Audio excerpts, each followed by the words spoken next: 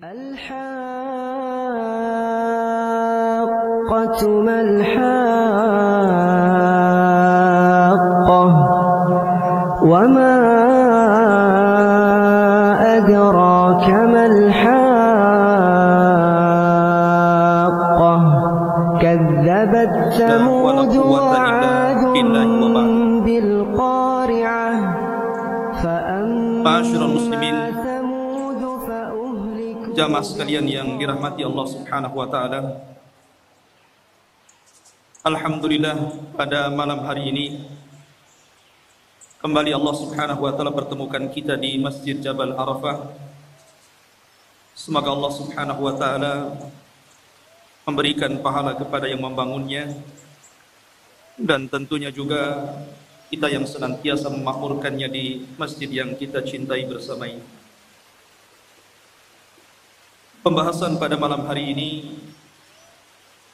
adalah pembahasan yang cukup menarik untuk kita bahas, karena bicara tentang akidah.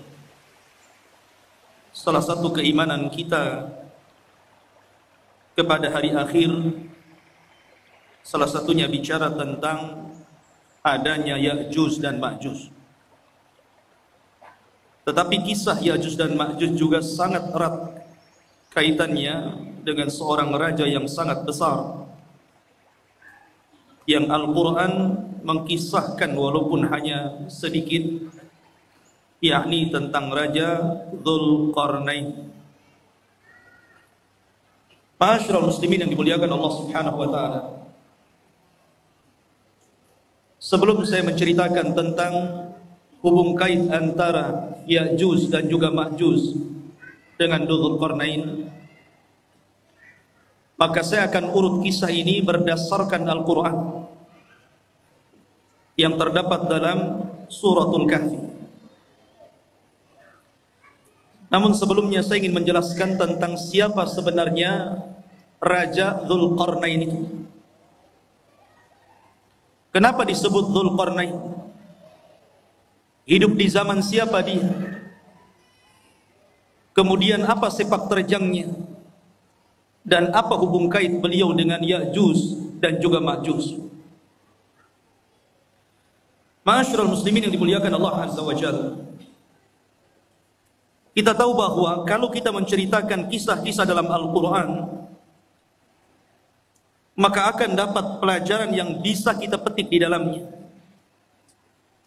Makanya Allah Subhanahu wa taala berfirman sendiri, laqad kana fi qisasihim ibratun liulil albab.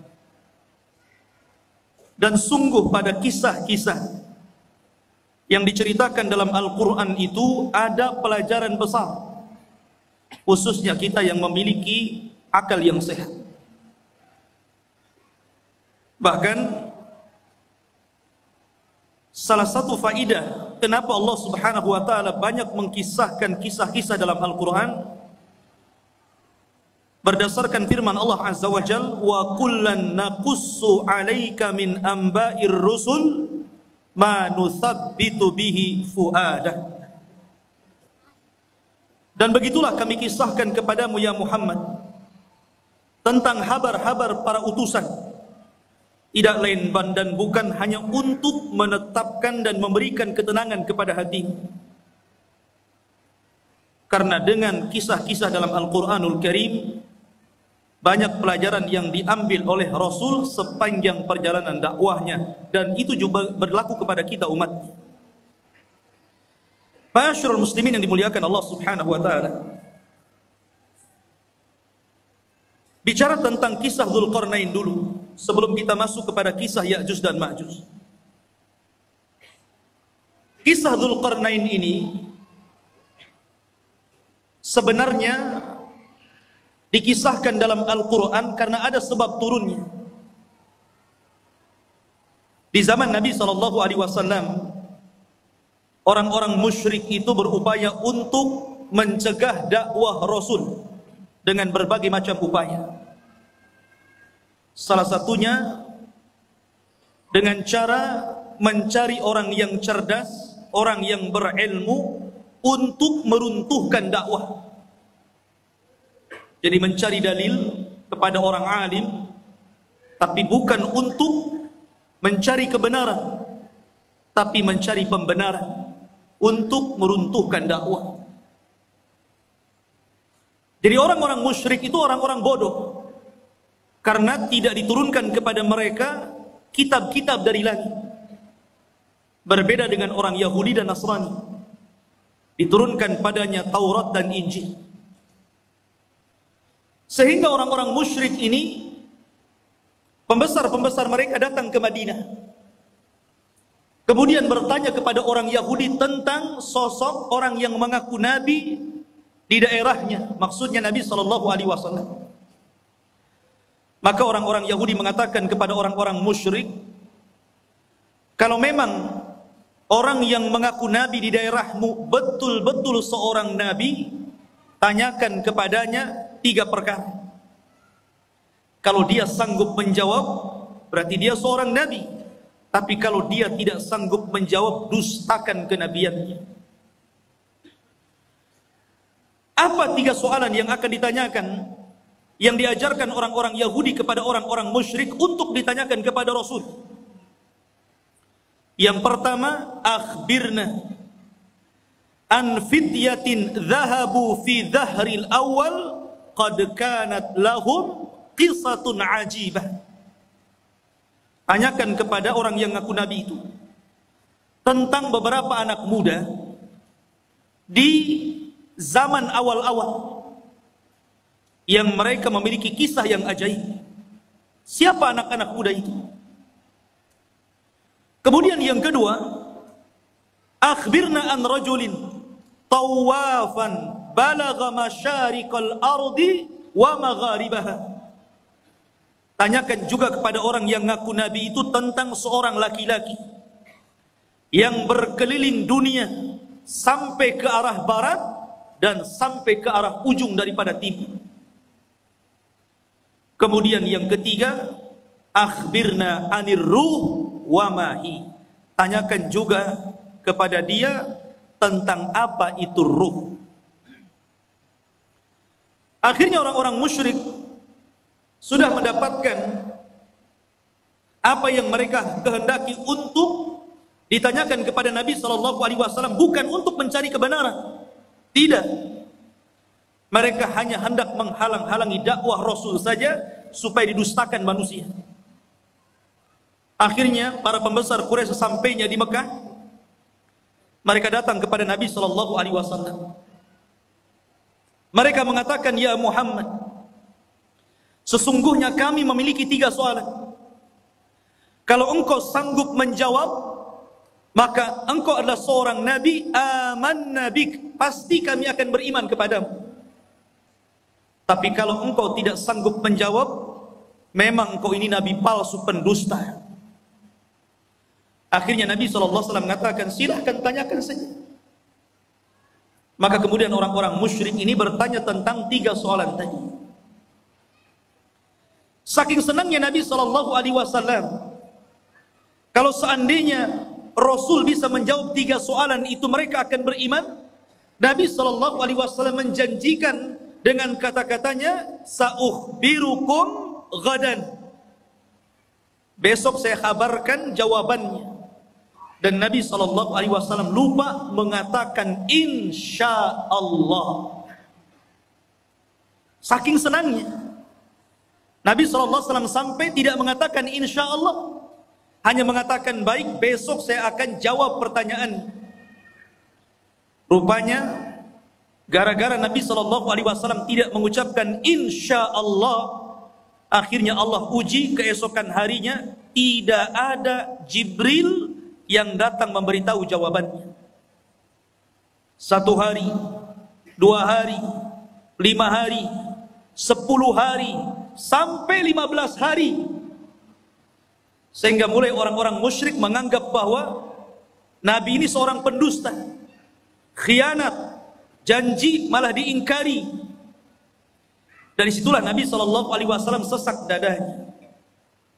Akhirnya pada hari ke-15 malaikat Jibril turun dan menurunkan surah Al-Kahfi. Dan ini sebagai jawabannya. Adapun anak-anak muda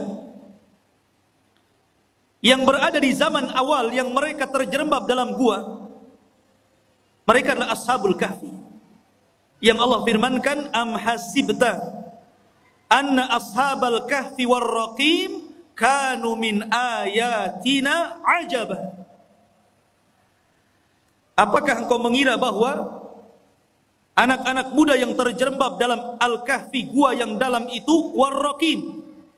Raqim itu papan yang ada nama-nama Ashabul Kahfi, itu disebut raqim, dan itu tertera di dinding depan gua Al-Kahfi. Dan mereka adalah tanda-tanda kebesaran kami yang luar biasa, yang ajaib. Adapun anak muda yang berkeliling dunia sampai mencapai ujung barat dan ujung timur, ujung selatan dan ujung utara, adalah Dzulqarnain, di mana Allah Subhanahu wa taala berfirman, yas'alunaka an dzil qarnaini qul sa'atlu 'alaikum minhu dzikra. Mereka bertanya-tanya kepadamu tentang siapa Dzulqarnain. Kata Allah, katakan ya Muhammad kepada mereka, saya akan cerita, saya akan bacakan kepada kalian sedikit dari cerita Dzulqarnain. Kata-kata minhu itu menunjukkan sedikit, karena memang Al-Quran tidak panjang lebar menceritakan Dzulqarnain, tidak sebagaimana cerita Ibrahim, cerita Nabi Musa dan yang lainnya. Hanya cuplikan kecil. Tapi itu sudah menjawab pertanyaan orang-orang Quraisy. Adapun ruh, maka Allah katakan yas'alunaka 'anir ruh qulir ruhu min amri rabbi. Mereka bertanya tentang ruh, katakan ruh itu urusan Rabbmu. Karena ruh itu sampai hari ini walaupun teknologi sudah canggih, nggak ada yang bisa mendeteksi ruh itu seperti apa. Sehingga ruh itu urusan Allah Subhanahu wa taala. Dari sini ikhwatu fiddin dimuliakan Allah Azza wa Jalla. Sebab cerita Dzulqarnain itu dari sebab turunnya ayat ini dari pertanyaan orang-orang Quraisy. Dan subhanallah ikhwan, gaya dakwah orang-orang Quraisy itu ditiru oleh sebagian orang-orang yang tidak suka dengan dakwah. Terkadang ada orang jahil, dia ingin menghancurkan dakwah. Caranya apa? Bertanya kepada orang alim, tetapi yang tidak sepakat dengan orang alim yang hendak dijatuhkannya. Dia hanya minta fatwa saja. Setelah dapat fatwa bukan diamalkan, tapi untuk menjatuhkan lawan. Makanya banyak orang-orang alim yang alimnya itu bukan untuk memperbaiki manusia, terkadang untuk memecah belah manusia. Dan mereka adalah ulama su', ulama-ulama yang jelek. Ma'asyiral muslimin yang dimuliakan Allah Azza wa Jalla. Cerita tentang Dzulqarnain. Dzulqarnain ini menjadi khilaf para ulama, apakah dia seorang raja, apakah dia malaikat, apakah dia seorang wali. Karena memang kisah Dzulqarnain ini kisah yang unik sekali. Bahkan Al-Imam Qatadah rahimahullahu ta'ala mengatakan bahwa di dunia ini tidak ada penguasa yang mampu menguasai sebagian besar dunia kecuali hanya 4 orang saja. Yang 2 mukmin dan 2 kafir. Pertama, yang mukmin adalah Raja Sulaiman. Sulaiman menguasai sebagian besar dunia. Kemudian yang kedua, Dzulqarnain. Adapun yang kafir, yang pertama adalah Namrud, dan yang kedua Bukhtun Nasr. Ada yang mengatakan Al-Iskandar Al-Maqduni, tapi yang masyhur adalah Bukhtun Nasr. Dan keduanya kafir, baik Namrud ataupun Bukhtun Nasr yang menghancurkan Palestina itu. Lah salah satunya adalah Dzulqarnain. Dia penguasa yang berhasil menguasai barat dan timur, selatan dan utara. sehingga kemudian menjadi khilaf apakah dia seorang nabi, apakah dia seorang wali, ataukah dia malaikat. Ada yang mengatakan dia adalah malaikat, tetapi pendapat ini tentu sangat jauh sekali. Ada yang mengatakan dia seorang nabi berdasarkan zahir Al-Quran, karena dia diperintah Allah untuk menyampaikan wahyu Allah. Siapa yang beriman maka akan diperbaiki, siapa yang kufur maka akan disiksa dan diazab. Dan nanti saya akan jelaskan tentang rihlah beliau. Tapi pendapat yang masyhur, dan ini pendapat yang banyak dikuatkan para ulama, seperti Asy-Syaikh Ibnu Utsaimin rahimahullahu taala mengatakan bahwa dia adalah rajulun saleh, orang yang sangat soleh sekali, dan dia seorang raja dan penguasa dunia. Itulah Dzulqarnain. Lalu hidup di masa siapa Dzulqarnain ini? Ada yang mengatakan bahwa Dzulqarnain ini hidup di masa Nabi Khidir. Bahwa Khidir pernah berjumpa dengan Dzulqarnain di Baitul Maqdis, kemudian diangkat menjadi menterinya, menjadi penasehatnya. Akhirnya Dzulqarnain pun keliling dunia bersama Khidir. Ada yang berpendapat seperti ini. Tetapi pendapat ini dibantah oleh para ulama yang banyak. Apalagi pendapat ini sampai mengatakan Khidir tidak mati sampai hari ini. Kemudian yang kedua, dan ini yang dikuatkan para ulama, juga dikuatkan oleh Imam Ibnu Utsaimin rahimahullahu taala, bahwa Dzulqarnain itu hidup di masa Nabiullah Khalilur Rahman Ibrahim alaihi salatu wassalam. Jadi ia hidup di masa Nabiullah Ibrahim. Bahkan dia pernah tawaf bersama Ibrahim dan juga Ismail di Ka'bah. Bahkan dikatakan Ibrahimlah yang menjadikan Dzulqarnain ini masuk ke dalam agama tauhid. Yang dengan itu akhirnya Dzulqarnain berdakwah keliling dunia. Ini salah satu pendapat Al-Imam Ibnu Utsaimin rahimahullahu taala dalam fatwa Nur ala Darbi, di mana Ibnu Utsaimin mengatakan huwa malikun salihun kana ala ahdil khalil Ibrahim. Dia adalah raja yang saleh, hidup di masa Nabiullah Ibrahim alaihi salatu wassalam, wa yuqalu annahu tafa ma'ahu bil baiti fallahu a'lam. Bahkan dikatakan dia pernah tawaf bersama Ibrahim di Baitullah, Allahu a'lam. Itu perkataan dari Imam Ibnu Utsaimin rahimahullahu taala. Ma'asyiral muslimin yang dimuliakan Allah azza wajalla. Baik, kenapa dia disebut Dzulqarnain? Dzu itu artinya pemilik. Qarnain itu dua tanduk. Kenapa disebut pemilik dua tanduk? Ada yang mengatakan bahwa kenapa raja tersebut digelari pemilik dua tanduk, atau dalam bahasa Arabnya Dzulqarnain. Pendapat yang pertama, karena dia memakai mahkota, dan dalam mahkotanya itu berbentuk dua tanduk. Jadi ada tanduk dalam mahkotanya dari kanan dan kiri, dari tembaga.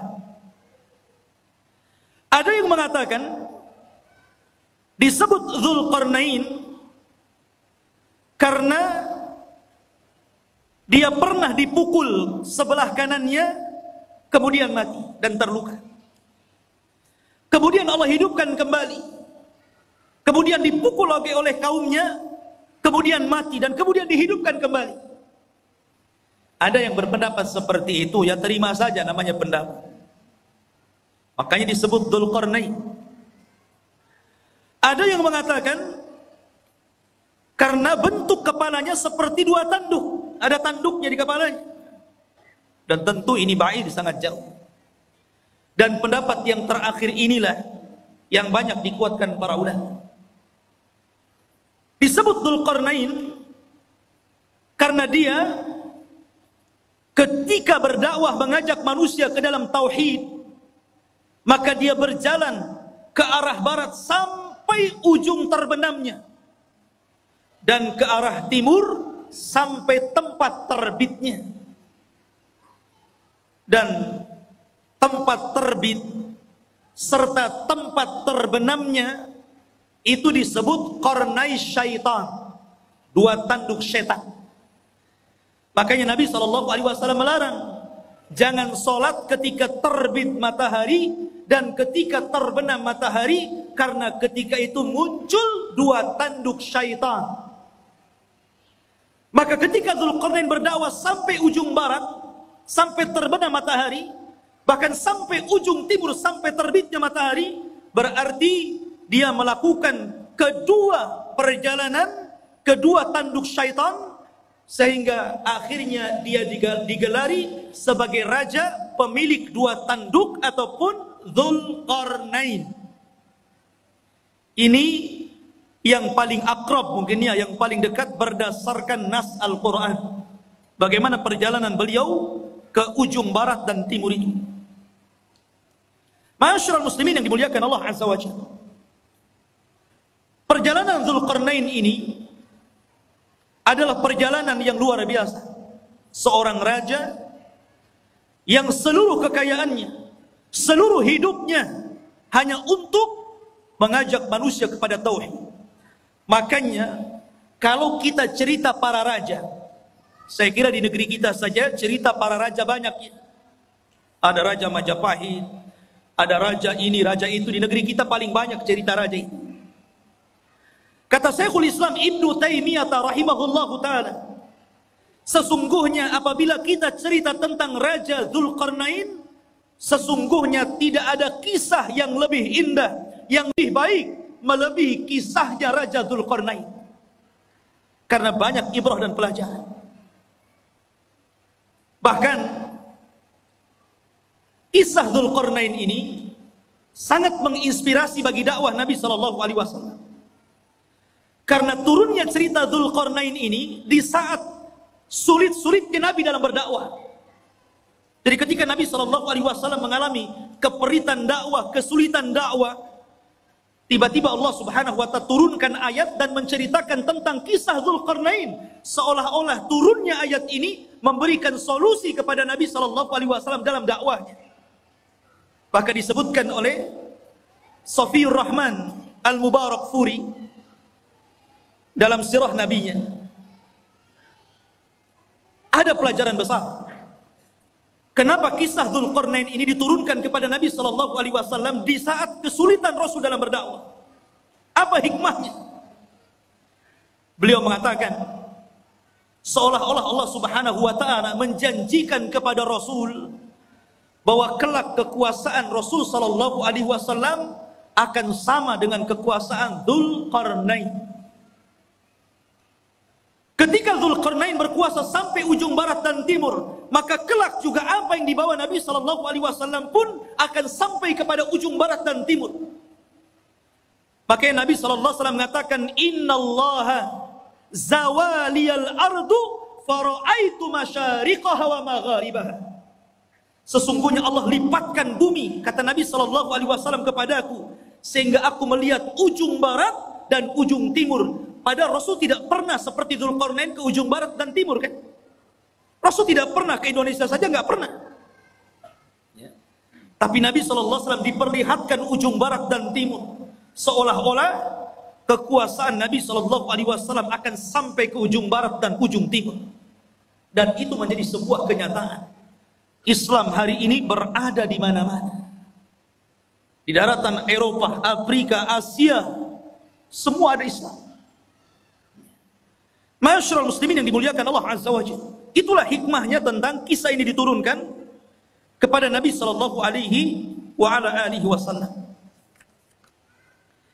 Adapun tentang nasab beliau, nasabnya Dzulqarnain. Siapa Dzulqarnain ini? Siapa namanya? Keturunan siapa dia? Ada yang mengatakan bahwa Dzulqarnain ini satu di antara raja-raja Yaman.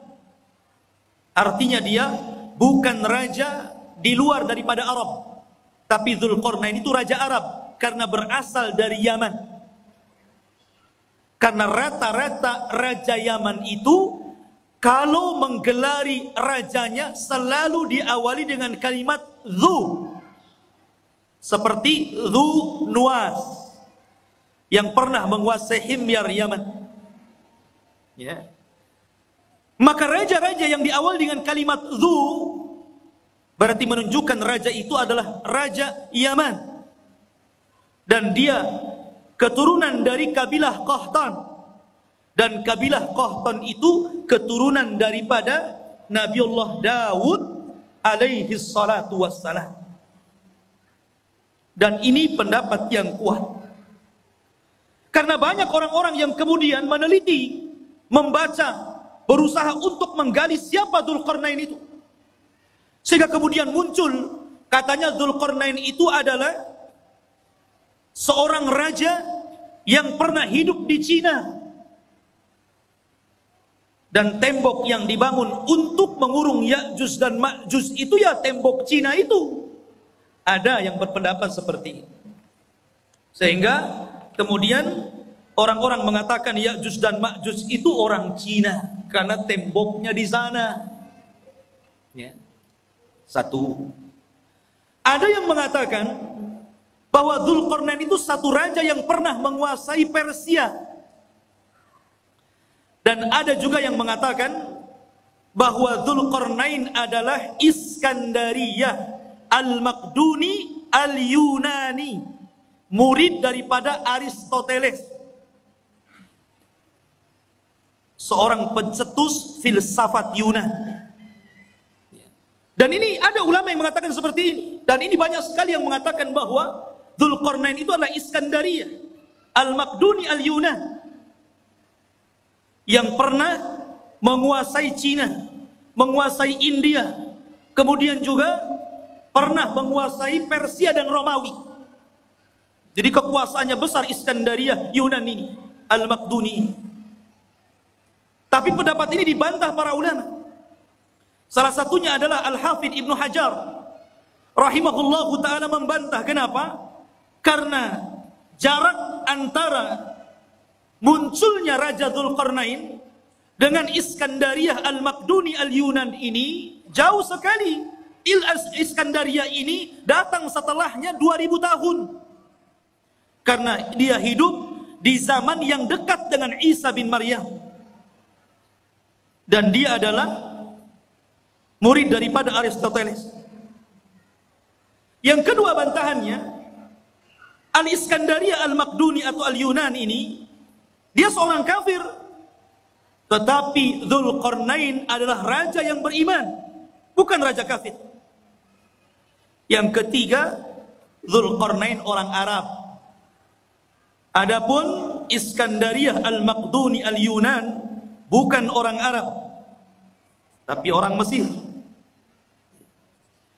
Dan inilah yang kemudian dikuatkan oleh Al-Hafidh Ibnu Hajar, Al-Hafidh Ibnu Katsir, dan juga Al-Imam Ibnu Taimiyah rahimahullahu ta'ala membantah pendapat bahwa Dzulqarnain itu adalah Raja Iskandariyah Al-Maqduni Al-Yunan. Karena itu hidup di zaman mendekati Isa bin Maryam. Sementara pendapat yang kuat sebagaimana dikemukakan oleh Al-Imam Ibnu Utsaimin bahwa Dzulqarnain itu hidup di masa Ibrahim. Enggak ketemu. Dari sini Dzulqarnain, Raja Iskandariyah lah. Tidak ada hubung kait antara Iskandariyah dengan Dzulqarnain. Ada sebuah asar dari turjumanul Quran Abdullah bin Abbas radhiyallahu anhu, walaupun asar ini fihi nazar, ada pandangan para ulama, bahwa usia dakwah daripada Dzulqarnain itu 500 tahun, 500 am. 500 tahun dia berdakwah. Dan wajar, karena usia zaman dulu kan panjang-panjang, lain dengan usia umat sekarang. Pakai di zaman itu pernah ada seorang wanita menangisi anaknya yang meninggal. Dia menangis di kuburan karena meninggal anaknya. Saking sayangnya kepada anaknya, dia menangis di kuburan. Akhirnya dikatakan kepada ibu tersebut, "Kenapa Anda menangis wahai ibu?" Maka ibu itu mengatakan, ya aku baru saja kemalangan, anakku meninggal dunia. Baru saja anakku meninggal dunia dan aku sedih karena peninggalannya. Akhirnya kemudian ditanyakan, berapa usia anakmu yang meninggal itu? Maka ibu tersebut mengatakan, sittina sana, 60 tahun. 60 tahun masih bayi. Di zaman dulu. Kalau di zaman sekarang janggutnya sudah sampai pusat, dah kaki. 60 tahun dah mau mati. Akhirnya orang ini mengatakan, jangan sedih wahai ibu, karena kelak akan datang sebuah umat yang usianya itu baina sittuna was sab'in, baina sittina was sab'in, antara 60 sampai 70 tahun saja, dan itu usia kita umat Islam. Maka sang ibu tersebut sontak saja kaget dan merasa heran dan mengatakan, lau a'tanillahu umrahum, kalau Allah berikan umur mereka yang 60 tahun kepadaku, aku akan jadikan 60 tahun itu untuk sekali sujud kepada Allah Subhanahu wa ta'ala. Lihat. Ya, usia dulu panjang-panjang, sehingga wajar kalau Dzulqarnain juga keliling dunia sampai 500 tahun, berarti usianya di atas itu kan. Ini satu cerita, namanya asarnya fihi nazar, ya bisa benar bisa salah, karena ada penelitian tentang riwayat. Karena dalam Al-Quran sendiri tidak disebutkan secara detail, ya. Karena boleh jadi karena tidak ada manfaat penyebutannya. Akhirnya Al-Quran hanya menyebutkan hal-hal yang penting yang bisa dijadikan ibrah dan pelajaran bagi pembacanya. Baik, itu sedikit muqaddimah tentang siapa Dzulqarnain itu. Di dalam Al-Quranul Karim, tepatnya surah Al-Kahfi, ayat yang ke-83. Ayat yang ke-83 Allah katakan, yas'alunaka an dzil qarnaini. Mereka bertanya-tanya kepadamu ya Muhammad tentang siapa Dzulqarnain itu. Qul sa'atlu alaikum minhu dzikra. Katakan ya Muhammad, saya akan bacakan kepada kalian minhu, dari sedikit kisahnya saja. Dzikra, penyebutannya tidak banyak, hanya sedikit. Dan begitulah Allah Subhanahu wa ta'ala. Terkadang Allah Subhanahu wa ta'ala menyebutkan kisah-kisah para nabi. Ada yang panjang lebar, dari kecil, remaja, dewasa sampai tua dijelaskan. Seperti Ibrahim alaihi salatu wassalam, seperti Nabiullah Musa alaihi salatu wassalam, diceritakan dari kecil sampai tua. Ada yang diceritakan secara global saja. Salah satunya adalah kisah Dzulqarnain, hanya cuplikan saja. Tapi ada nabi-nabi yang kita kenal namanya, termasuk salah satu nabi daripada nabi-nabi 25 nabi dan rasul yang disebutkan nama dalam Al-Quran. 18 namanya terdapat dalam surah Al-An'am, dan lebihnya tersebar dalam beberapa surat, sehingga sempurna 25 nama nabi dan rasul. Itu pun tidak semua diceritakan. Seperti Dzulkifli, tidak ada ceritanya, hanya namanya saja disebut. Yasa, ada namanya disebut, tapi tidak ada ceritanya dalam Al-Quran, baik sedikit ataupun banyak. Dari sini menunjukkan bahwa Allah berfirman, Allah mengatakan, rusulan qad qasasnahum 'alaika min qablu wa rusulan lam naqsushum 'alaika wa kallamallahu Musa taklima. Dan ada rasul-rasul yang kami ceritakan kisahnya, tapi ada juga rasul-rasul yang kami tidak ceritakan kisahnya. Tapi kita wajib beriman adanya para rasul dan nabi itu. Ma'asyiral muslimin yang dimuliakan Allah Azza wa Jalla. Kemudian Allah mengatakan, inna makkanna lahu fil ardi wa atainahu min kulli syai'in sababa. Inna, sesungguhnya, makanna, sesungguhnya kami, makanna lahu, sesungguhnya kami telah memberikan kekuasaan lahu kepada siapa? Dzulqarnain. Makan itu artinya kekuatan, kekuasaan, kehebatan untuk menjadi raja. Apa sebabnya? Sebabnya wa atainahu min kulli syai'in sababa. Dan kami telah memberikan kepada Dzulqarnain ini jalan untuk mencapai segala sesuatu yang dikehendakinya. Jadi kalau Sulaiman ingin membangun sesuatu, dia sudah punya para arsiteknya. Kalau dia ingin menyerbu sebuah kaum, sudah siap para tentara-tentaranya. Kalau dia ingin membuat pengairan, kalau di Batam mungkin kayak ATB gitu kan, sudah ada ahli airnya. Kalau ingin membuat jalan, sudah ada ahli jalannya. Kalau ingin membuat persenjataan, sudah ada ahli senjatanya. Pokoknya segala sesuatu yang dikehendaki Dzulqarnain ada jalannya, dan Allah Subhanahu wa taala berikan kepada Dzulqarnain untuk kepentingan dakwah. Nih yang menjadikan Allah makanna lahu fil ard. Kami berikan kekuasaan yang besar di permukaan bumi kepada Dzulqarnain ini.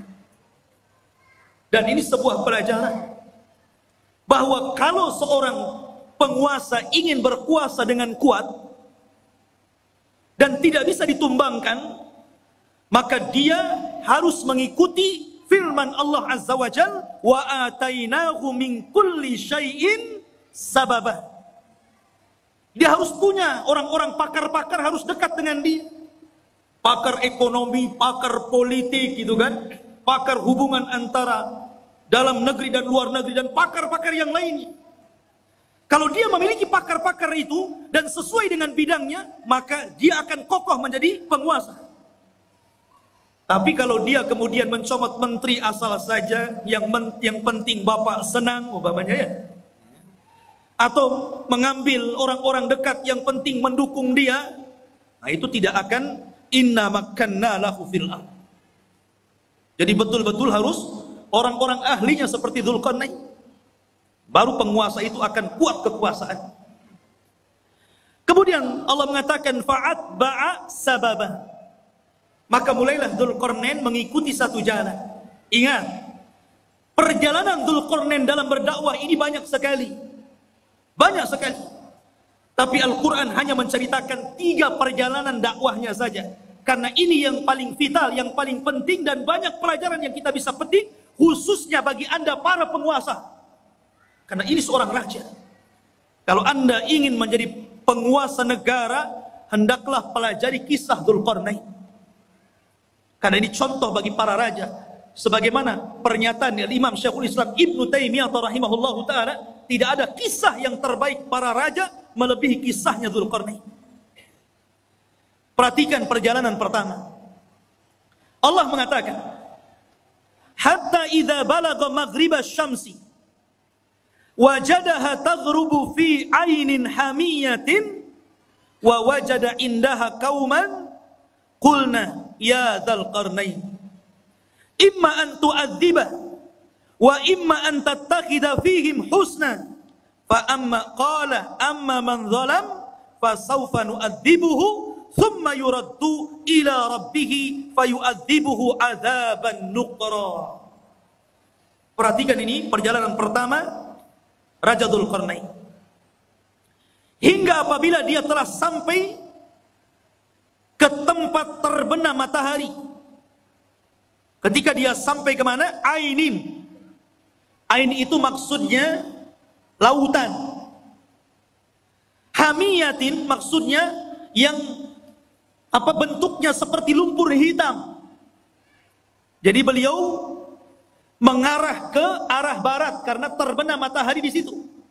Terbenam matahari di mana? Di barat. Pertama kali perjalanan Dzulqarnain ke mana? Ke arah barat. Dia berjalan ke arah barat.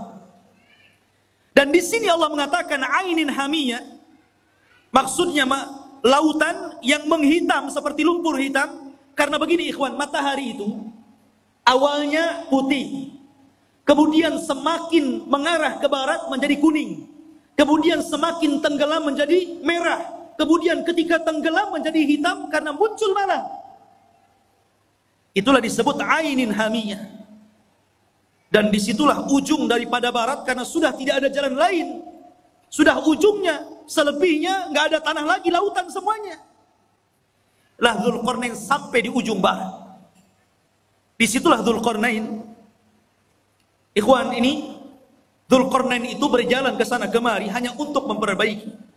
Dan ini percontohan penguasa. percontohan presiden, percontohan seorang raja. Walaupun Dzulqarnain itu sudah kaya raya, kaya harta, kaya jabatan, kaya pasukan, buat apa lagi? Sudahlah, duduk-duduk saja, kan begitu. Ya. Sekarang saja seperti itu, baru menjabat maaf, baru sekelas wali kota atau bupati saja gitu kan. Kadang-kadang kalau safar kemana-mana tidur saja. Udah sampai, sudah. Dia nggak tahu jalannya bolong, ada polisi tidurnya, jalannya rusak tuh nggak tahu nih. Harusnya jangan tidur, lihat, wah ini jalan perlu diperbaiki, ini jalan nggak bagus nih. Kemudian melewati desa-desa, ini kayaknya ada ketertinggalan, harus dimajukan nih. Harusnya seperti itu. Ya. Lah Dzulqarnain ini, dia kalau masuk ke sebuah desa dan desa itu ada ketertinggalan, dimajukan. Apa yang kalian butuhkan? Kalian butuh kedokteran? Kami letakkan di para dokter, ajarkan mereka kesehatan. Kalian perlu untuk pembangunan, nih saya letakkan arsitek, ajari mereka bagaimana cara membangun rumah dan gedung. Jadi sifatnya seperti itu. Dzulqarnain ini hanya memperbaiki, kalau sudah baik tempat tersebut, daerah tersebut, diletakkan orang-orangnya, kemudian dia jalan lagi. Sampai akhirnya, sampai di ujung barat, ketemu sebuah kaum yang tidak punya agama. Kaum yang zalim. Dan tidak ada kezaliman yang paling besar melainkan kesyirikan. Kaum yang sangat pendosa, melakukan keharaman, pencuri, pembunuh. Lah Dzulqarnain ini mendapatkan kaum di arah barat seperti itu. Makanya Allah mengatakan di dalam ayat ini, ya Dzulqarnaini, wahai Dzulqarnain, wahai Raja Dzulqarnain, imma an tu'adzib wa imma an tattakhidha fihim husna. Terserah engkau. Apakah engkau mau menghukum orang-orang jahat ini, orang-orang zalim ini, orang-orang yang tidak beriman ini, ataukah engkau ingin berbuat baik kepada mereka? Terserah. Maka Dzulqarnain mengatakan, amma man zalam. Adapun orang yang zalim, adapun orang yang menyekutukan Allah, yang suka membunuh, yang suka mencuri, yang suka melakukan keharaman, fasawfa nu'adzibuhu, kami akan azab dia, kami akan hukum dia, thumma yuraddu ila rabbih, setelah itu kami serahkan kepada Rabbnya, fayu'adzibuhu adzaban nuqra, kelak Rabbnya akan mengadab, boleh jadi lebih dahsyat dibandingkan azabku kepada mereka. Tetapi sebaliknya, wa amma man amana wa amila salihan falahu jazaan al-husna wa sanaqulu lahu min amrina yusra. Adapun yang nurut dengan perintahku, akhirnya beriman, beramal saleh, maka mereka akan mendapatkan balasan yang baik, dan kami katakan kepadanya, dari perkara kami mudahkan segalanya. Jadi kalau memang dia mengikuti dakwah Dzulqarnain, mau mentauhidkan Allah, mau melakukan amal saleh, mau melakukan amal kebaikan, dan mengikuti arahan-arahan Dzulqarnain, maka Dzulqarnain akan membangun qaryah tersebut, daerah tersebut akan dibangun, akan difasilitasi, akan dibangun dan ditebarkan pendidikan, dakwah, pembangunan dan yang lainnya. Itulah Dzulqarnain. Dia tidak diam, dia jalan-jalan ke sana kemari, dan itu salah satu sifat seorang penguasa. Harus jalan-jalan melihat kondisi rakyatnya. Lihat Ibnul Khattab, Umar Ibnul Khattab, malam-malam keliling melihat rakyatnya, sehingga pelajaran karena dia suka jalan malam, melihat-lihat rakyatnya, baik yang senang ataupun yang susah, banyak melahirkan undang-undang, kebijakan-kebijakan, peraturan-peraturan yang kemudian sangat bermanfaat untuk rakyatnya. Hanya karena jalan-jalan terinspirasi akhirnya. Ya, seperti itu. Dan Umar kalau jalan-jalan melihat rakyatnya tidak bawa wartawan, tidak diliput. Besoknya keluar Umar jalan-jalan menyambangi kaum muslimin yang ada di sini, bagi-bagi sembako. Nggak ada. Umar tidak masuk media. Lain dengan penguasa sekarang ya. Masuk parit saja ada wartawan. Masyarul muslimin yang dimuliakan Allah Subhanahu wa taala. Begitulah seorang raja jalan ke sana kemari. Inilah yang pertama perjalanan siapa? Dzulqarnain ke arah barat. Baru kemudian Allah mengatakan, summa atba'as sababa. Baru kemudian Dzulqarnain berjalan ke arah lain. Ke arah mana? Allah mengatakan, hatta idza balagha matli asy-syamsi, sampai ketika Dzulqarnain sampai di arah terbitnya matahari. Kalau tadi terbenam kan, matahari kan terbenam itu dari atas bawah sampai terbenam, seolah-olah matahari masuk ke dalam laut. Tidak. Matahari itu tidak mengelilingi bumi. Bukan berarti dia masuk arah laut kemudian mengelilingi bumi sampai muncul di arah timur. Tidak. Sebagaimana pelajaran yang ma'ruf antum pelajari di sekolah-sekolah. Matahari tidak mengelilingi bumi. Matahari itu menghadap Allah. Sujud kepada Allah hampir-hampir dia tidak diizinkan untuk terbit dari arah timur dan hampir-hampir terbit dari arah barat. Dan kalau sudah demikian, maka kiamat telah dekat. Lah Dzulqarnain sampai di ujung matahari terbit, akhirnya artinya arah timur karena terbitnya matahari itu di timur. Ya. Disitulah kata Allah berfirman, wajadaha tatlu ala qaumin lam naj'al lahum min duniha sitra. Subhanallah.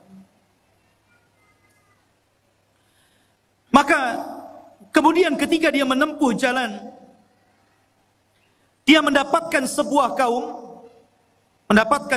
kaum, sekelompok umat yang kami tidak menjadikan bagi mereka sesuatu yang melindunginya dari cahaya matahari. Umat yang sangat terbelakang, gak punya rumah, gak berpakaian. Seperti mungkin di zaman sekarang kalau orang-orang primitif gitu ya, orang-orang yang hidup di daerah Amazon, jangan jauh-jauh ke Amazon ya. Di Indonesia saja banyaknya. Seperti ada seorang dai yang belusukan ke hutan-hutan di daerah timur itu, ya, akhirnya masuk Islam gara-gara pakai sabun. Itu pernah ceritanya dengar ya? Masuk Islam gara-gara sabun. Gak pakai baju. Lah Dzulqarnain ketemu umat yang seperti itu gak pakai baju. Mungkin hanya pakai koteka saja gitu ya. Dan subhanallah, gak punya rumah. Kaum itu gak ada rumah. Mereka tidur sembarangan gitu kan, kadang di bawah pohon. Gak punya rumah. Bukan berarti tidak bisa membangun rumah. Belum sampai ilmu kepada mereka bahwa mereka itu perlu rumah dan bagaimana cara membangunnya nggak tahu, itu masalahnya. Dan mereka juga tidak pakai baju, tidak pakai celana, auratnya tampak. Bukan berarti sebelum orang-orang itu sebelumnya manusia telanjang, tidak. Karena Nabi yang pertama kali mengajari untuk menjahit siapa? Nabi Idris. Dialah Nabi yang pertama kali mengajari umat untuk menjahit pakaian. Nabi Idris. Tapi bukan berarti sebelum Idris sampai kepada Adam telanjang, tidak. Pakai baju juga, cuman mereka bajunya ditempel-tempel, ditali-tali gitu saja, tidak dijahit. Lah di zaman Idris itulah mulai ada jahitan, mulai dijahit sininya, dijahit sananya, sampai hari ini berbagai macam ragam, sampai muncul tailor-tailor kan gitu. Tapi yang pertama kali menjahit siapa? Idris. Lah di zaman Dzulqarnain ini ada kaum dari arah timur itu nggak pakai apa-apa, auratnya nampak, nggak punya rumah, kasihan. Ya. Kemudian kadzalika wa qad ahadna bima ladaihi khubra. Kadzalika, begitulah sesungguhnya ilmu kami meliputi segala apa yang ada padanya. Maknanya akhirnya Allah Subhanahu wa taala menjelaskan bagaimana Dzulqarnain diberikan kemampuan oleh Allah untuk memperbaiki umat itu. Pelan-pelan Dzulqarnain mengajarkan bagaimana cara membuat rumah. Kemudian bagaimana cara berpakaian. Kemudian diajak untuk beriman kepada Allah. Akhirnya mereka pun beriman kepada Allah lewat dakwah Dzulqarnain. Dari sini menunjukkan bahwa kekuasaan itu dicapai untuk dakwah. Jangan antum memilih penguasa kalau tidak ada kepentingan kepada agama. Itu catatannya. Kalau antum hendak memilih penguasa, cari penguasa yang condong ke dalam Islam, yang mau memperjuangkan Islam, yang mau mengangkat harkat derajat para ulama dan orang-orang yang cinta para ulama. Siapa penguasa yang dekat dengan Islam, memperjuangkan Islam, kita pilih. Begitu. Itu barometernya. Kita tidak mengatakan si A ataupun si B, satu ataupun dua, tidak. Pokoknya siapa di antara penguasa itu, oh yang satu ini kalau jadi Islam remek nih. Islam akan diganti nih. Kalau yang ini minimalnya Islam akan baik. Islam tidak akan diganggu. Islam akan jaya. Kita pilih yang cenderung dengan agama. Karena memang kekuasaan itu alat untuk berdakwah. Itulah Dzulqarnain. Dijadikan alat kekuasaannya untuk berdakwah dalam rangka mentauhidkan Allah, mengajak manusia ke jalan Allah Subhanahu wa taala. Harusnya seperti itu. Kemudian yang ketiga, dan ini inti pembahasan kita. Allah Subhanahu wa taala berfirman, "Tsumma atba'a sababa." Kemudian Dzulqarnain memilih jalan yang selanjutnya, setelah ke barat, kemudian ke timur, sekarang ke utara atau ke selatan. Tapi Allah tidak mengatakan utara atau selatannya, antara dua arah itu. Cuman Allah mengatakan hatta idza balagha baina saddaini wajada min dunihima qauman la yakaduna yafqahuna qaula. Hingga apabila Dzulqarnain sampai di antara dua buah gunung yang sangat tinggi dan besar, dia mendapati di hadapannya sebuah kaum yang hampir-hampir kaum itu tidak paham apa yang diucapkannya. Gak ngerti bahasanya itu, aneh bahasanya. Mungkin bahasa kita ini bahasa planet. Ngomong apa nih? Saya gak paham. Kita aja di Indonesia, kadang-kadang dialognya orang Jawa dengan orang Medan itu beda kan? Beda, kadang-kadang orang Medan gak paham bahasa Jawa, orang Jawa gak paham bahasa Medan. Sampai saya dengar iklan di radio itu kan aneh-aneh. Beli es pak, kata orang Jawa, sampun telas. Iya segelas, kata. Bilang sampun telas, dibilang satu gelas. Boten enten, ya pakai santen. Gitu. Wong Medan, oh kok tahu kamu saya orang Medan? Gitu. Ya, kadang-kadang gak nyambung tuh. Itu dialog Jawa dengan Medan gak nyambung tuh. Sampai dijelaskan oleh Imam Ibnu Katsir dalam Bidayah wan Nihayah. Sampai Dzulqarnain itu untuk memahami bahasa orang itu memerlukan 10 penerjemah. Dari satu bahasa ke bahasa berikutnya, dari bahasa berikutnya, sampai 10 bahasa, 10 penerjemah. Baru Dzulqarnain paham, oh iya maksudnya apa, baru tahu. Bahasanya susah dipahami. Ya. Rupanya Dzulqarnain paham keinginan. Apa keinginannya? Dikemukakan dalam Al-Quran. Qalu, mereka berkata, Ya Dzulqarnain, inna Ya'juj wa Ma'juj mufsiduna fil ard, fahal naj'alu laka kharjan ala an taj'al bainana wa bainahum sadda. Ini keinginannya. Dan ini erat kaitannya dengan kisah Ya'juj dan Ma'juj. Dan inilah kisah Dzulqarnain yang ada hubungannya dengan kita kaum muslimin. Kisah yang terakhir ini, pertemuan Dzulqarnain dengan kaum yang terakhir ini adalah kisah yang sangat erat kaitannya dengan kita kaum muslimin. Karena kita ini umat yang ada di akhir zaman. Kenapa kita ini umat yang ada di akhir zaman? Pertama, karena tidak ada nabi setelah Rasul sallallahu alaihi wasallam, maknanya tidak ada umat selain umat Nabi sallallahu alaihi wasallam. Setelahnya dunia ini akan dihancur-hancurkan alias kiamat. Dzulqarnain diminta oleh mereka. Mereka itu dalam waktu-waktu tertentu datang Ya'juj dan Ma'juj. Mereka membuat kerusakan, membunuh, membantai, merampok, memperkosa, melakukan anarkis. Mereka brutal, mereka bengis. Makanya kelak di akhir zaman fitnah Ya'juj dan Ma'juj itu berbeda dengan fitnah Dajjal dan fitnah keluarnya binatang dari perut bumi. Kalau Dajjal fitnahnya apa? Fitnahnya agama. Dia dikeluarkan oleh Allah itu untuk memfitnah agama kita. Karena dia awalnya ngaku nabi, berakhir ngaku Tuhan. Dajjal tidak akan membunuh kita kalau kita menuhankan dirinya. Kecuali kalau kita kufur kepada ketuhanan Dajjal, baru dia bunuh kita. Tapi kalau kita beriman kepada Dajjal, justru disenangkan sama Dajjal. Antum mau apa? Diberi oleh Dajjal. Adapun fitnahnya binatang melata yang akan keluar dari perut bumi, dia tugasnya hanya stempel saja. Ketemu orang kafir, distempel jidatnya, distempel hidungnya, kemudian gosong. Menunjukkan alamat dia kafir. Ketemu orang yang beriman, distempel dahinya, bercahaya, menunjukkan dia mukmin. Ketika itu tidak ada nama, semua dilupakan dari namanya. Saya Abu Meros, saya nggak tahu siapa saya. Sehingga akhirnya orang itu hanya menyebutkan dari tanda yang ada di mukanya, mukmin dan kafir, dan tidak tersinggung. Ya. Mau kemana min gitu? Oh, mau ke sawah fir. Itu saja. Gak tersinggung. Kalau sekarang dikafir-kafirkan orang tersinggung. Enak saja kau kafir-kafirkan saya. Tapi zaman itu tidak. Lah fitnahnya Ya'juj dan Ma'juj itu beda. Ini brutal ini.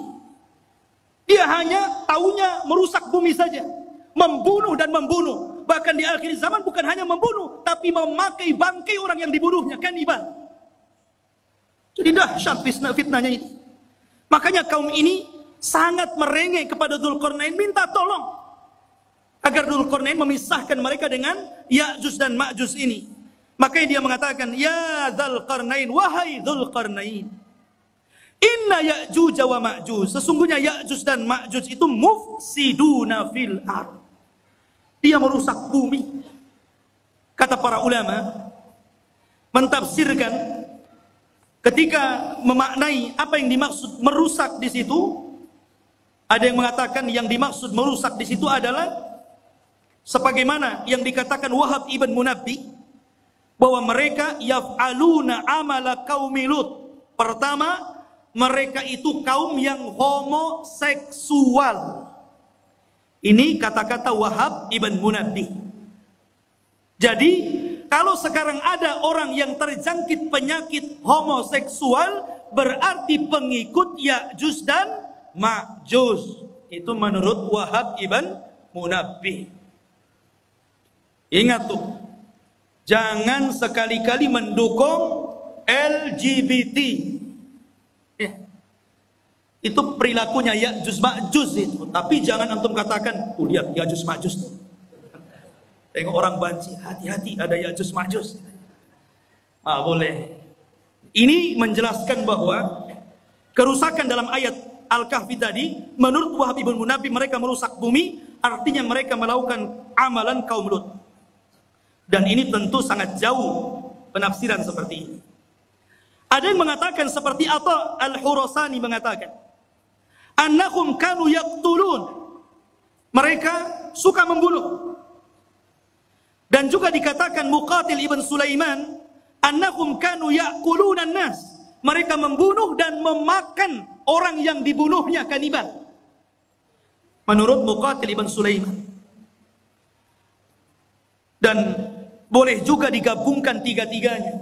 Mereka suka melakukan amalan kaum Lut, dan mereka suka membunuh, membantai, dan mereka juga kanibal, memakan orang yang dibunuhnya alias kanibal. Itulah kerusakannya Ya'juj dan Ma'juj. Ada orang makan orang? Di zaman sekarang kan ada juga ya. Di YouTube itu daerah mana itu? Pasar jual beli daging orang. Ngeri juga ya. Khotuf ini muliakan Allah Azza wa Jalla. Maka mereka mengatakan, fahal naj'alu laka kharjan, bagaimana kalau kami sediakan upah untukmu wahai Dzulqarnain, ala an taj'al bainana wa bainakum saddan, agar kau jauhkan kami dengan mereka, buatkan benteng. Karena mereka datang dari sana, buatkan benteng supaya mereka tidak menyerang kami lagi. Subhanallah. Mereka siap menyediakan upah kepada Dzulqarnain. Buat apa? Dzulqarnain ini sudah kaya. pasukannya banyak, orangnya cerdas, berilmu, dan Allah berikan segala sesuatu keinginannya. Buat apa upah? Makanya Dzulqarnain mengatakan, dengan mengatakan kepada mereka, qala ma makkani fihi rabbi khairun. Tidak usah, nggak perlu kalian memberikan upah. Apa yang telah Allah berikan dari kekuasaan dan kekuatan ini sudah cukup untukku. Ini kebaikan, anugerah, nikmat yang luar biasa. Nggak perlu. Nih, seorang raja harus seperti itu. Jangan menyusahkan masyarakat. Harus memberikan kesenangan kepada masyarakat. Ma'asyiral muslimin yang dimuliakan Allah Azza wa Jalla.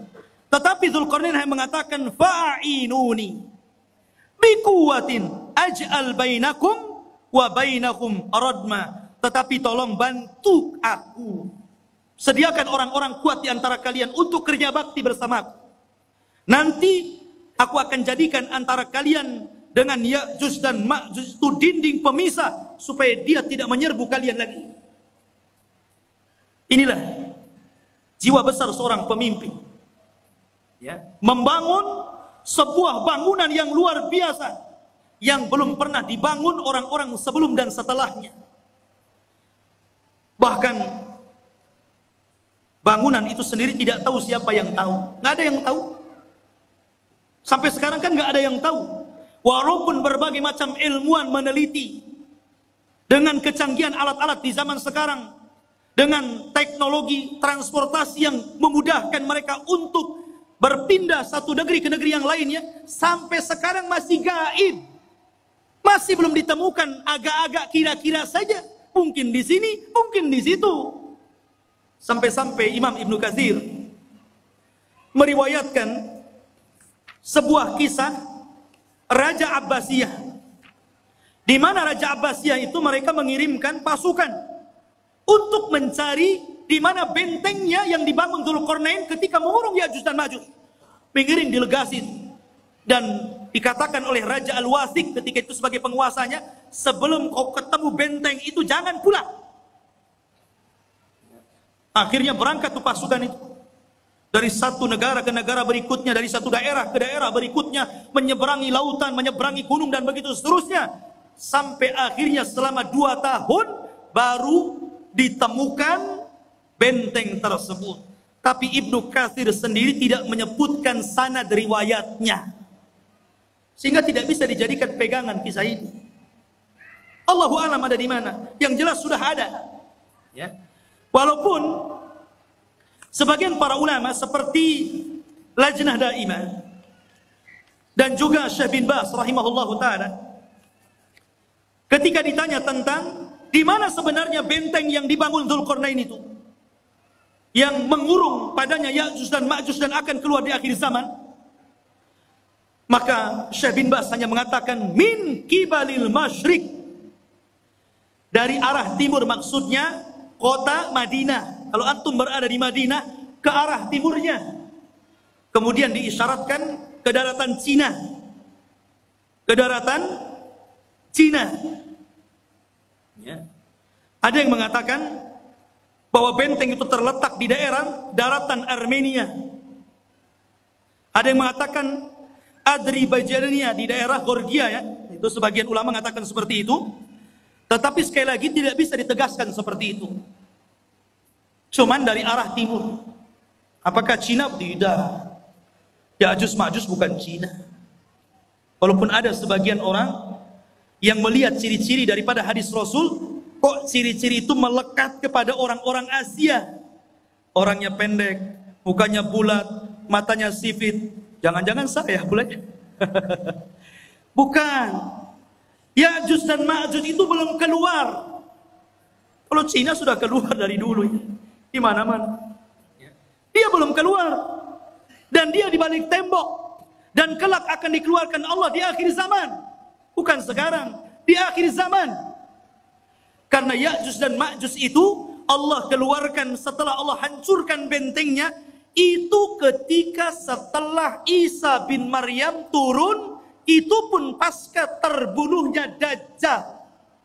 Dajjal dibunuh dulu, baru setelah itu selang beberapa waktu Isa dan kaum muslimin diuji lagi oleh Allah, tiba-tiba runtuh daripada apa yang sudah dibangun Dzulqarnain, sadnya ini, bendungannya ini, bentengnya ini. Akhirnya dari situ min kulli hadabin yang silun, maka mereka keluar dari benteng itu seperti bah yang turun dari bukit, saking banyaknya gitu.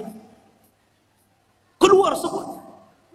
Karena dalam riwayat Abdullah bin Umar radhiyallahu an, di antara mereka Ya'juj dan Ma'juj itu dikisahkan bahwa tidak mungkin mati seorang Ya'juj dan Ma'juj itu kecuali kalau seandainya mereka telah mendapatkan 1000 keturunan baru mati. Ya. Jadi kalau seandainya keturunannya sudah 1000 baru dia mati. Itu dalam sebuah athar. Makanya wajar kalau jumlah mereka banyak. Ketika Adam alaihi salatu wassalam dipanggil oleh Allah dan mengatakan, ya Adam, akhrij bi'thanna. Wahai Adam, keluarkan utusan-utusan neraka. Adam kaget, ya Rabb, wa ma bi'thun nar? Apa utusan neraka itu? Maka Allah mengatakan, setiap 1000 penduduk neraka, keluarkan 1 orang dan masukkan ke dalam surga. Artinya 999 masuk neraka dan 1 masuk surga. Ketika itu Allah mengatakan kepada Adam, 1 dari kalian dan 999 dari Ya'juj dan Ma'juj. Jadi jumlah mereka banyak. Jadi kalau antum mau perang dengan Ya'juj dan Ma'juj itu, 1 dari antum dikeroyok dengan 999 Ya'juj dan Ma'juj. Kira-kira menang atau keok tuh? Antum 10 orang saja mati antum. Apalagi 999 lawan 1 kan itu. Lain kalau antum lawannya pakai rudal. Kalau tangan kosong nggak mungkin antum. Tapi di zaman itu nggak ada rudal, nggak ada nuklir.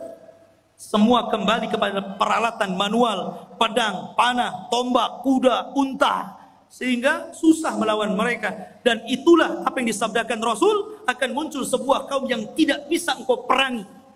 Makanya wahai Isa, selamatkan kamu dan selamatkan sebagian dari yang selamat dari kaum muslimin, bersembunyilah di bukit Tur.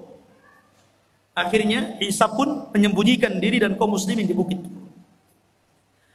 Dzulqarnain ini akhirnya membuat benteng yang sangat kokoh sekali. Kemudian sifat bentengnya dijelaskan. Atuni zubural hadid hatta idza sawa baina as-sadafaini qala anfuhu hatta idza ja'alahu naran qala atuni ufrid alaihi qitra. Maka Dzulqarnain berkata, berikanlah kepadaku potongan-potongan besi, sehingga apabila besi itu telah sama rata dengan kedua puncak gunung, seolah-olah main las, kayak orang ngelas gitu kan. Besi itu dibuat, ditancap-tancapkan, kemudian dilas satu dengan yang lainnya, sehingga menjadi sebuah benteng. Kemudian ketika tinggi besi itu sama dengan gunungnya, berkatalah Dzulqarnain, tiupkanlah api.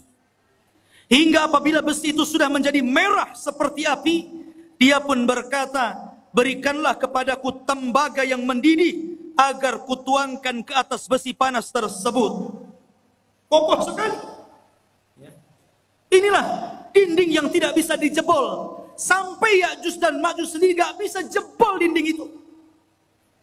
Di zaman Nabi SAW, Rasul pernah mendengar sebuah gelegar suara yang menggelegar. Kata Sofia, kata Nabi kepada Sofia, wahai Sofia, tahukah kamu suara apa itu? Kata Sofia mengatakan tidak tahu, Allah dan Rasulnya yang. Kata Nabi, itulah suara bentengnya Ya'juj dan Ma'juj. Dan dia berhasil melubangi. Kemudian Rasul menyebutkan seperti ini, dia sudah bisa melihat kita dari lubang seperti ini. Jadi Ya'juj dan Ma'juj itu sudah bisa melubangi seperti ini, kata Rasul, ngeker dari dalam. Ini Abu Fulan, ini Abu Fulan, ya. Dikeker. Dan subhanallah, karena kokohnya benteng itu, Ya'juj Ma'juj itu setiap hari melubangi untuk keluar dari situ. Jadi kalau di pagi hari dia datang dengan kumpulan-kumpulan arsitek khusus yang lubangi gua itu dari kalangan Ya'juj dan Ma'juj, mereka ngebor tuh dengan alat yang mereka punya. Ketika sudah kecapean gitu kan, hampir mereka sedikit lagi. Dan waktu sore mereka kemudian kembali ke rumahnya. Besoknya bolongan itu balik lagi ke asalnya. Dan seperti itu hampir mereka putus asa karena tidak bisa melubangi dan tidak bisa keluar dari gerbang.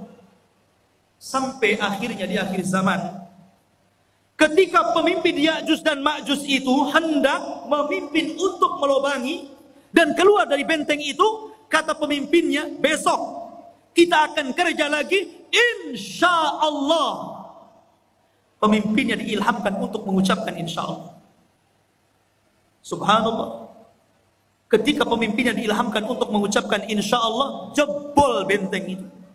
Akhirnya mereka keluar, sehingga ketika mereka turun dari bukit itu dan mengarah ke Palestina, kemudian yang pertama mendarat di sebuah danau Tiberias atau danau Buhairah, diminum itu kelompok yang pertama paling depan, yang tengah dan yang belakang. Ketika sampai di danau itu sudah nggak kebagian air, dan mereka mengatakan, kan tadi masih banyak, kenapa sudah habis, katanya. Saking banyaknya. Padahal danau itu bisa menghidupi jutaan jiwa yang ada di sana. Tapi sekali teguk gelombang yang pertama, habis ludas saking banyaknya Ya'juj dan Ma'juj. Lihat bagaimana kuasa Allah Azza wa Jalla. Maka Allah mengatakan, "Famastata'u an yadharuhu wa mastata'u lahu naqba. Qala hadza rahmatun min rabbi, fa idza jaa wa'du rabbi ja'alahu dakkan wa kana wa'du rabbi haqqan." Maka di sini Allah Subhanahu wa taala mengatakan, Zulkarnain berkata dalam ayat ini, "Famastata'u lahu an yadharuhu." Ya'juj dan Ma'juj itu tidak mungkin sanggup untuk menghancurkan benteng itu. Tidak sanggup. Karena yang menghancurkan atas izin Allah kan. Jadi tidak ada yang sanggup kecuali Allah Azza wa Jalla, dan itu pun atas kehendak Allah Subhanahu wa taala. Makanya Zulkarnain mengatakan, "Hadza rahmatun min Rabbi." Ini semua karena rahmat Allah Subhanahu. Dengan kecerdasan Zulkarnain, kebesaran Zulkarnain, banyaknya pasukan yang dimiliki Zulkarnain, ilmu yang dikuasai Zulkarnain, tetap dia mengatakan ini rahmat dari Allah. Ya, tawadu, rendah diri, masih mengakui rahmat ini datang dari Allah. Jangan seperti Qarun yang mengatakan innama utitu min ilmin indi, kekayaan ini datang dari ilmu yang saya miliki, katanya. Jangan seperti Qarun. Dzulqarnain tetap mengatakan ini rahmat dari Allah Subhanahu wa taala. Ma'asyiral muslimin yang dimuliakan Allah Azza wa Jalla. Itulah kilasan daripada cerita Dzulqarnain. Sedikit kita cerita tentang Ya'juj dan Ma'juj. Ya'juj dan Ma'juj adalah keturunan daripada salah satu putra Nuh alaihi salatu wassalam, namanya Yafis ibn Nuh. Nuh memiliki 4 putra, Ham, Syam, Yafis, Kan'an. Tapi Kan'an kafir dan tidak masuk ke perahu, akhirnya mati diterjang ombak dan tufan. Sehingga yang selamat adalah Ham, Syam, dan Yafis. Dari keturunan Syam inilah lahir para nabi dan rasul. Dari keturunan Ham ini lahirlah orang-orang yang berkulit hitam. Dan dari keturunan Yafis inilah lahir bangsa Asia. Salah satunya kabilah Ya'juj dan Ma'juj. Salah satu dari keturunan kabilah Yafis adalah Ya'juj dan Ma'juj, dan semuanya masuk neraka. Tidak ada yang masuk surga. Ya, karena mereka diciptakan untuk membuat fitnah. Sama dengan Dajjal. Ya. Ma'asyiral muslimin yang dimuliakan Allah Azza wa Jalla. Kalau kita tahu bahwa Ya'juj dan Ma'juj adalah keturunan Yafis ibn Nuh, dari sini maka kita katakan Ya'juj dan Ma'juj itu manusia, bukan binatang, apalagi tumbuh-tumbuhan. Dia manusia dan bukan jin. Karena sebagian para ulama mengatakan sebagaimana dinukilkan oleh sebagian para ulama seperti dikatakan Ka'ab al-Akhbar. Ka'ab al-Akhbar ini seorang ulama yang masuk Islam di zaman Umar ibn al-Khattab. Kunyahnya Abu Ishaq. Dan dia banyak menukilkan ilmu ahli kitab. Dan dia banyak diterima riwayatnya. Ada beberapa riwayat yang ditolak karena Israiliyat. Salah satu kisah Israiliyatnya, Ka'ab al-Akhbar mengatakan bahwa Ya'juj dan Ma'juj itu terdiri dari 3 golongan. Kelompok yang pertama tingginya seperti Syajaratul Aruz. Syajaratul Aruz, pohon aruz ini pohon yang sangat tinggi seperti pohon mangga yang ada di Lubnan. Jadi Ya'juj dan Ma'juj itu raksasa karena tinggi seperti pohon aruz yang ada di Lubnan, makruf setinggi pohon kelapa gitu. Jadi kalau muncul sekali nginjak kayak gempa, blok blok blok gitu. Itu satu golongan. Yang kedua, ada dari Ya'juj dan Ma'juj itu kelompok yang beda. Dia memiliki tingginya 4 hasta dan lebarnya 4 hasta. 1 hasta itu 1/2 meter. Kalau 4 hasta berarti 2 meter. Tingginya 2 meter, lebar badannya 2 meter. Otak. Ya kan? Tinggi 2 meter, badan 2 meter, 4 persegi namanya. Ya. Sepompong. Kemudian yang ketiga, katanya dia adalah makhluk yang memiliki 2 telinga yang lebar. 1 telinganya untuk mencari mangsa dan 1 telinganya untuk selimut badannya ketika tidur. Saking lebar telinganya itu. Semana itu bentuk. Ini satu pendapat dari Ka'ab al-Akhbar. Ada juga pendapat dari Abdullah bin Abbas radhiyallahu anhu mengatakan, Ya'juj dan Ma'juj itu bukan besar, tapi dia orang kerdil. Ada satu kelompok itu tingginya cuma 1 jengkal. Ada yang 2 jengkal, paling tinggi 3 jengkal. Segini. Tinggal ditendang saja. Itu satu pendapat. Tapi yang jelas bahwa ini hanya ijtihad para ulama. Pendapat yang kuat kita mengambil berdasarkan zahir hadis. Ketika Nabi SAW menjelaskan tentang ciri-cirinya, bahwa dia adalah dzulful unub, pesek hidungnya, sigharul uyun, sipit matanya, kemudian wujuhuhum kal mijanil mutraqa, wajahnya seperti tameng bulat gitu kan. Kemudian juga disyaratkan seperti bangsa Turuk, bangsa orang-orang Mongol. Kayak kita lah persis mukanya. Ya kan? Jadi dia manusia. Ya, bukan seperti yang diceritakan Ka'ab al-Akhbar atau riwayat daripada Ibnu Abbas radhiyallahu anhu. Tapi dia manusia yang akan keluar, tapi manusia kanibal, manusia beringas, manusia sadis, barbar. Ya. Oh, jadi dia taunya membunuh saja. Makanya ketika benteng itu dihancurkan, maka mereka menyerbu setiap kampung. Ya ummul arda, mengelilingi bumi sampai mungkin ke Batam juga tuh. Ya tiang tuh. Ya. Itu semua orang-orang di luar jenisnya itu dibunuh, dibantai.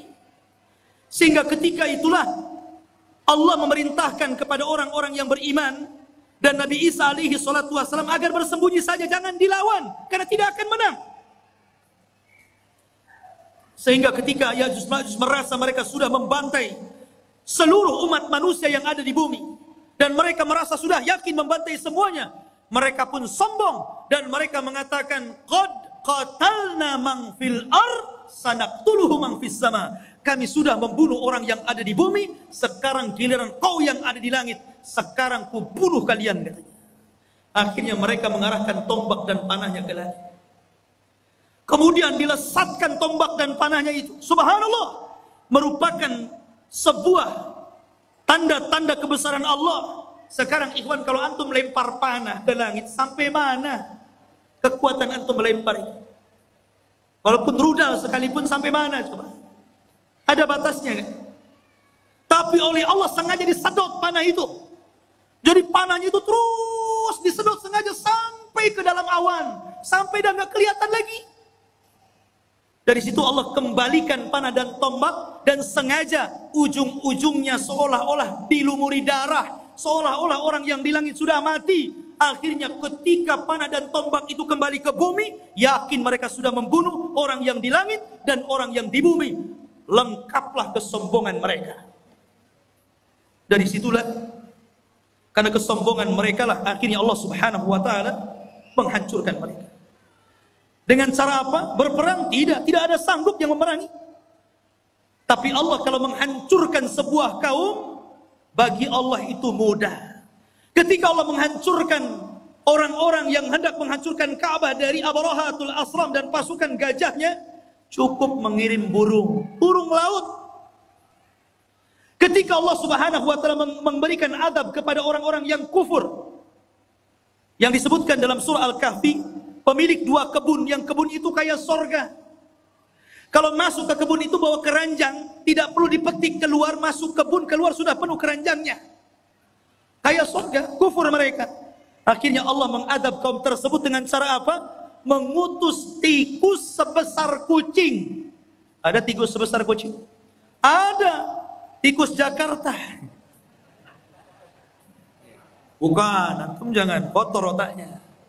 Tikus-tikus got itu kan gede itu ya. Antum tahu tikus got itu? Itu kalau ketemu kucing-kucingnya yang lari. Ya. Jadi dikeluarkan tuh tikus-tikus, menggerogoti apa? Sad Ma'rib, bendungan Sungai Ma'rib digerogoti. Akhirnya hancur bendungan itu. Kemudian airnya meluluhlantakkan sebuah negeri yang sangat subur, negeri Sabah itu. Dan tidak ditanami kecuali sedikit. Akhirnya semuanya menjadi rata. Dan tidak ada yang tersisa tumbuhan kecuali hanya pohon bidara, sidrin, dan beberapa pohon yang tidak ada manfaat. Begitu juga ketika Allah menghancurkan Ya'juj dan Ma'juj. Apa yang Allah kirim? Allah tidak kirim buaya, baik buaya laut atau buaya darat. Allah tidak kirim harimau, Allah tidak kirim gajah, tapi Allah kirim ulat, nagab, dun. Itu yang dikirim. Ketika Ya'juj dan Ma'juj tertidur di malam hari, rupanya Allah kirim ulat kemudian masuk ke dalam tengkuknya. Ketika ulat itu masuk ke dalam tengkuknya dan menjadi virus dalam badannya, tiba-tiba satu Ya'juj dan Ma'juj mati dan meninggal dunia, seperti antum mematikan gardu listrik, satu mati semuanya. Ya kan? Jadi satu Ya'juj Ma'juj mati semua. Subhanallah. Ya. Tetapi yang kerepotan Nabi Isa